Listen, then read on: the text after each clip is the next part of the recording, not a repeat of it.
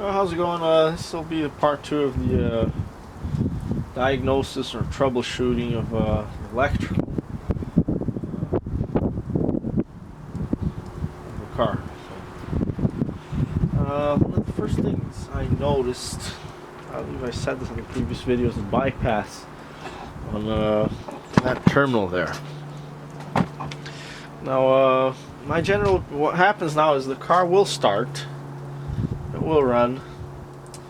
One of the gauges works. The other one isn't working. Let me just see which ones make it snappy.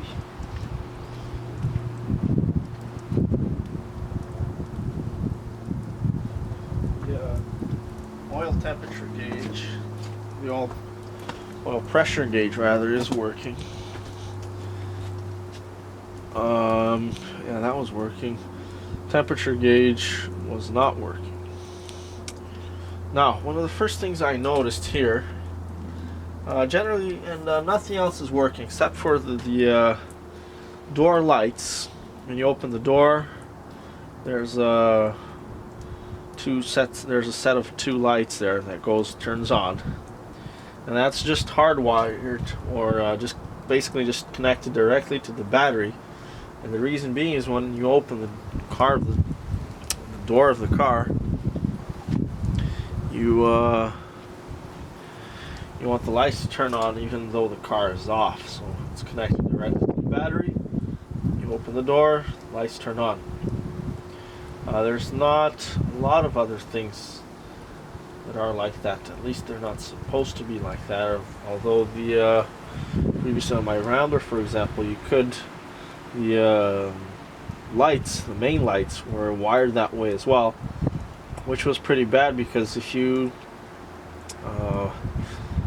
it's easy to forget the lights on, right? Or even the heater on or something else on.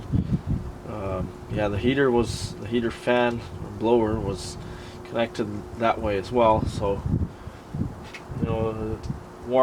cold winter's day, you walk out of the car, you turn off the keys, move the keys thinking everything is off, but then you have things on. So that wasn't good. I don't know why the factory wired it that way.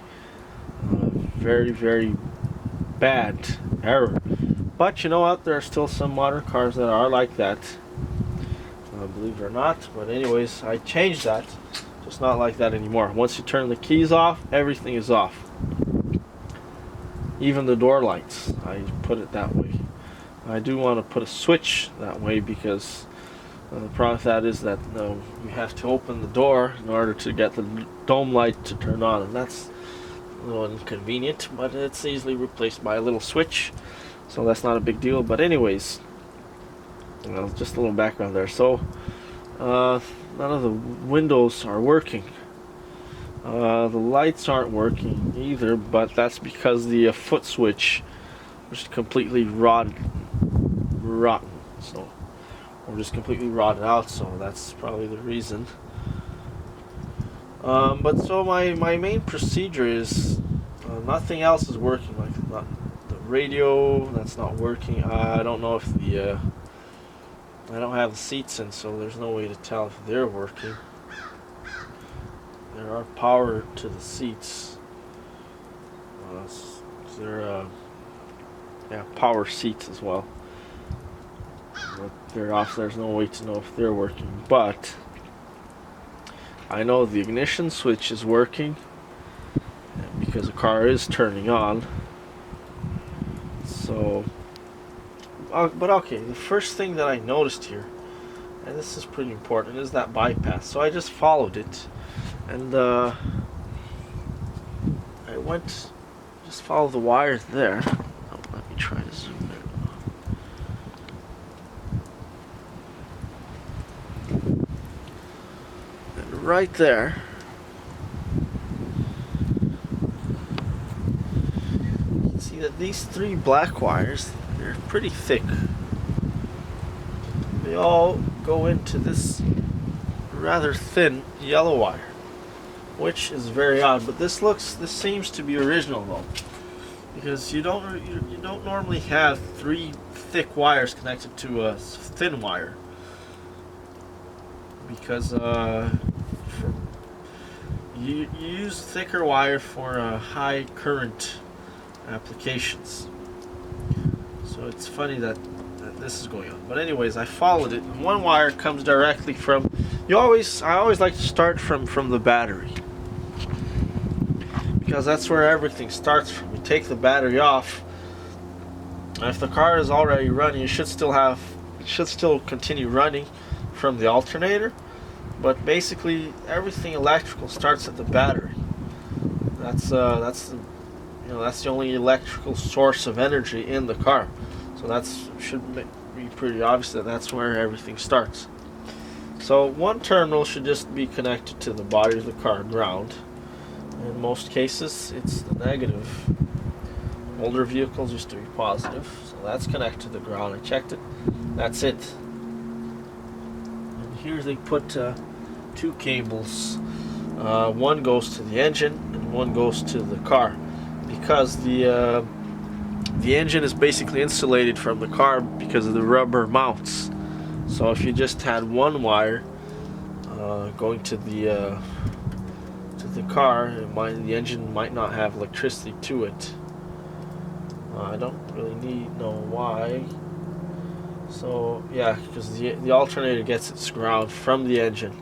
If the engine is not grounded, the alternator might not work. So that's those two wires right there.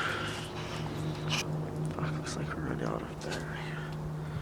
That's those two wires right there. Fairly simple. Now the other terminal gets a little bit more complicated, because everything else that's run from the car gets the wires from it. So the way everything works, light bulbs, one end of the light bulb is just connected to the car so that you don't need wires. And the other terminal gets a wire from this side, the positive side. So you follow this big thick wire, and it goes to this terminal on the solenoid, little solenoid there. And then on the opposite end of that solenoid, it goes to the starter. Right? So those are the big terminals. Now, so one of those black wires comes from this main terminal, which is basically just connected to the negative side of the battery, which means that it's always connected to the negative terminal on the battery. Right? No matter what you do, you turn the switch off. If it's connected directly to the battery, there's always basically power going to that wire. Although you might not, the circuit might not be complete. So I follow that black wire, and it goes to here, which then connects to this yellow wire and these other two black wires. So one of these black wires goes here into this terminal that was bypassed, and the smaller end, which is another black wire, goes into the firewall, goes into there. Now the weirdest thing here is that black wire that goes from there, it splits into these three wires, and one of these black wires goes to the alternator. Now, if you watched my previous video, the alternator is basically an electromagnet. So if you want it on only while the car is on, because if you just leave it on as it is now, it's draining the battery. But if you just turn off the car now, if I leave it as is, it will probably drain the battery. So it's not supposed to be connected like that. That is really, really weird, because no matter what you do, the alternator is always on and it's drawing out current. But just to test that for sure, I want to see. Yeah, unfortunately you can't.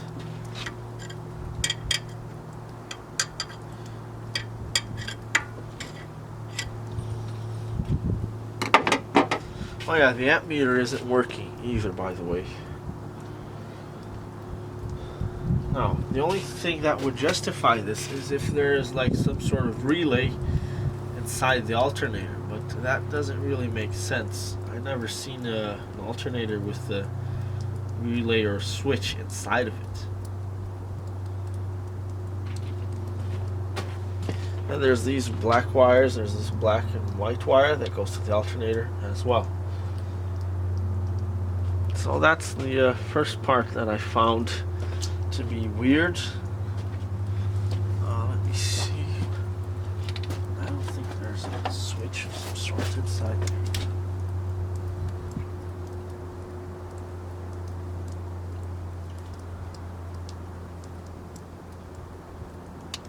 Unfortunately, I can't tell if it's drawing out current because I don't have an ammeter big enough for the battery. It'll burn out the little multimeter that I have. But anyways, we'll move on from that. Now the next bad thing that I noticed is these wires here. As you can see, they're going under the pump, and these ones go to the ignition switch, to the ignition coil, and to the distributor. Now, why is that bad? Because it's underneath here, so it's once you've got the car spinning, this pump will spin and it will cut off these wires because the wires are touching. So that right away tells you that somebody did a little screw up here. We're going to change those wires to go over here through the top.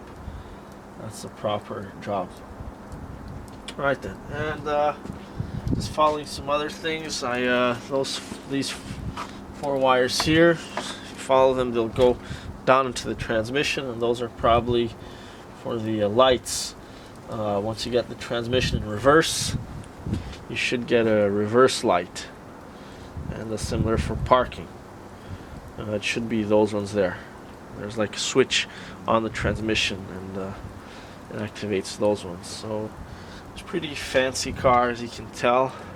My car doesn't have backup reverse light. So this one does, and that's what those wires are for. This car does not have the air conditioning. And so, I mean, it's just a matter of following wires. But then from here outside, it's fairly easy to follow them. But 2 things that make this job quite annoying. That sometimes these wires, well, not sometimes, actually quite often, these wires, they change color. So somewhere in the middle, they'll just change color. They'll be connected somehow. So then you're following a black wire. It's like, what the hell, where'd it go to? It is a little bit annoying. And the second thing is that under there, inside the wires that go under the dash, they're just impossible to see. They go zigzag, and this wire goes into there, and then it goes all the way to the other side, and some of these wires go all the way to the other side, so they're crossing each other. There's like S's, just making loops. It's a bit of a nightmare. So just on these 2 sides, we have 2, 4, 6, 8, 10, 12,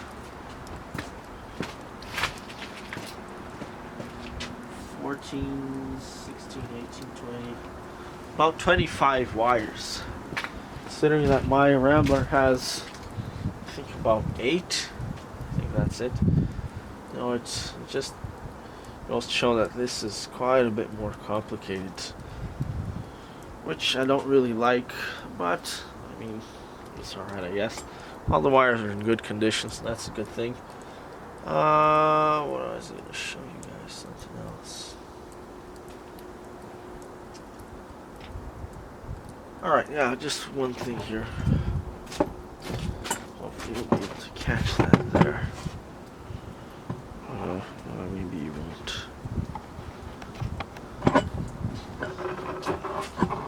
Get some of those wires out of the way there.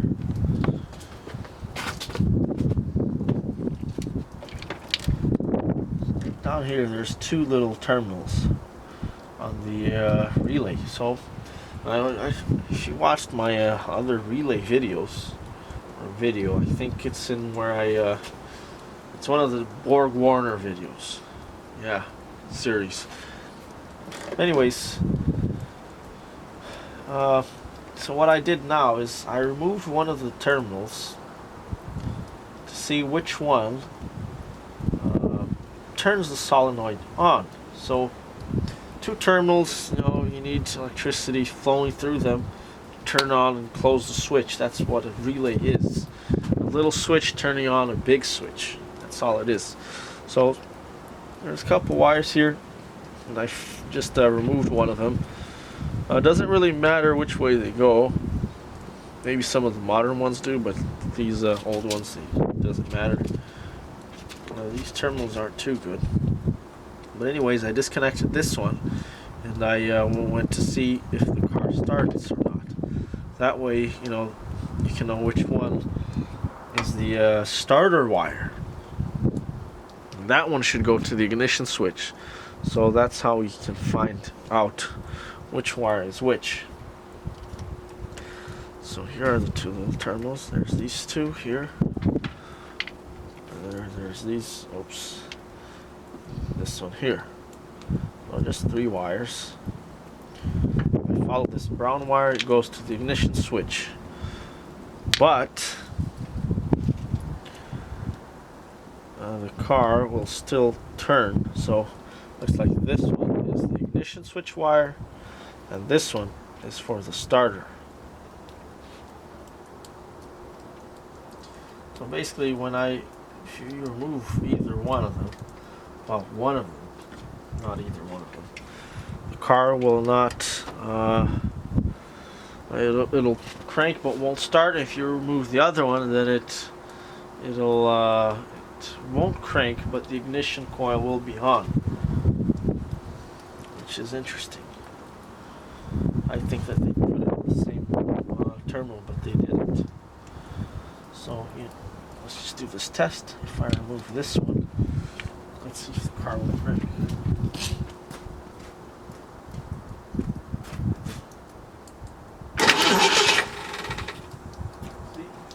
It's still cranked. So basically, you don't really need 2 terminals to turn the relay on, which is